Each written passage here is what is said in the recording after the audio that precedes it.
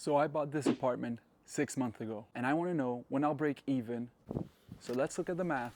So I bought my apartment for 250,000 euros. The notary cost me 2,720 euros. I put 9,000 euros in renovation and I had to pay taxes. That cost 779. So in total, I put in 12,499 euros in addition to the 250 euros when I purchased the apartment. So to break even, I would need to sell the apartment at 262,499 euros just to break even. And now let's calculate how long it'll take me to actually pay those 12,499 euros back. To calculate this, we have to look at two numbers. So I've calculated in the past how much money I'm actually saving every month by owning instead of renting.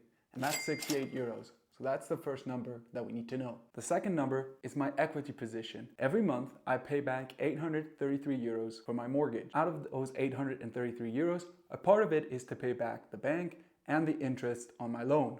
Another part is an equity position I'm making through time. Throughout my 10-year loan, I'll be making more or less 300 euros of equity a month. And now that I know these numbers, I just have to make a simple equation, which is basically dividing the amount of money I need to make to break even on my apartment, 12,499 euros, divided by the amount of money I make back each month, which is 68 plus 300. That equals to 34 months. So more or less 3 years. This doesn't include the market fluctuation or any additional renovation or maintenance costs.